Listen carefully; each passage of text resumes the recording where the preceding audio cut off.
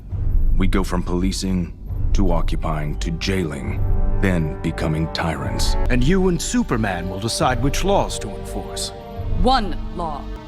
To do what's right. Yeah, Wonder Woman, one law, sure. Because humanity's intricate law systems and court proceedings are that simple. For better or worse, Batman and apparently most of the surrounding League are right. For all the laws that Batman has broken by simply being a vigilante, any path that involves Batman crossing his preset no-kill line would see him passing over one final barrier that keeps humanity as a whole safe from him and the other unstoppable members of the League. He has to maintain faith in humanity and its ability to govern itself, with the aid of the Justice League, not the takeover of the Justice League, because Batman choosing to not kill individuals like the Joker is not the problem. No, the real problem is also the best solution. Similar to the problem I had of straying way too far over the lines of the topics I should be making content on, while Batman simply catches the criminals and baddies that are too overpowered for the police to handle alone without losing member after member, the true culprit that keeps him in business is the judicial system itself. The very system tasked with making, enforcing, and sentencing Gotham's criminals based on the state's and government's laws. The same system that has deemed it fit to throw people like Scarecrow and Clayface into a facility that seems like it's as good at holding onto them as a 2-year-old holding onto their ice cream. You see, since Gotham, like Metropolis, is located within the United States, the decisions made for crimes like the murder murder of another individual are actually governed by each individual state that have their own statutes or laws and associated penalties. This includes whether or not that state permits the use of the death penalty, which as of right now is 27 of the US states, which apparently seems to include the city of Metropolis, but luckily for Batman's villains, Gotham does not seem to be located within one of these states. However, when it comes to mass citywide attacks, terrorism-related murders, killings involving federal officials, law enforcement, and other severe offenses, these can absolutely be charged at the federal level. And while more rare, the federal government can and will issue the death penalty if it deems the act committed as too horrible for that individual to live on. Which begs the question, why then are extremely dangerous individuals like Killer Croc, let alone the Joker, still alive? I mean, many of the criminals Batman has put away have committed crimes that would be both at the state and federal levels. Even individuals who have been declared to be insane, while being something of a mitigating factor, can still be given the death penalty. Well, it's because in Batman's world, the United States at least does not hold the death penalty as a course of action. At least, not anymore. You see, in the Superman animated series episode titled The Late Mr. Kent, we see Superman put his nose to the ground to stop a man from being wrongfully executed under the death penalty. However, sometime after this, the larger Justice League forms, and so too does larger government-run opposition. Organizations like CAMDIS under Amanda Waller, the same person in charge of finding a way to neutralize beings like Superman, and the one to form teams like the Suicide Squad. And this is where things start to come together. While Gotham may never have had, and still does not hold the death penalty as a punishment, on the federal level, it's because of the emergence of beings like Superman, Wonder Woman, and the Justice League that large-scale villains and beings who present a clear and present threat to humanity are never sentenced to death. While cities like Metropolis once may have had the death penalty, that sentencing seems to have fully gone away, and now super genius or superpowered criminals have to be thrown in some sort of place that can safely handle them. Or better yet, they are given over to the government for them to hold on to in the event that a Batman and Justice League decide to cross that no-kill and no-dictatorship line, with the criminals actually serving as one last line of defense. But if none of this was very interesting, then I saved one fact for last. In order to defeat some of the worst criminals, Bruce trained himself to an extreme physical peak, being able to literally rip the door off an airplane from the outside, exerting something around 12 tons of pulling force, or is otherwise the equivalent of being able to pull the weight of 20 polar bears at once. Well, that's going over Batman's physical strength in this video. Remember, it's all a trick. See you in the next one.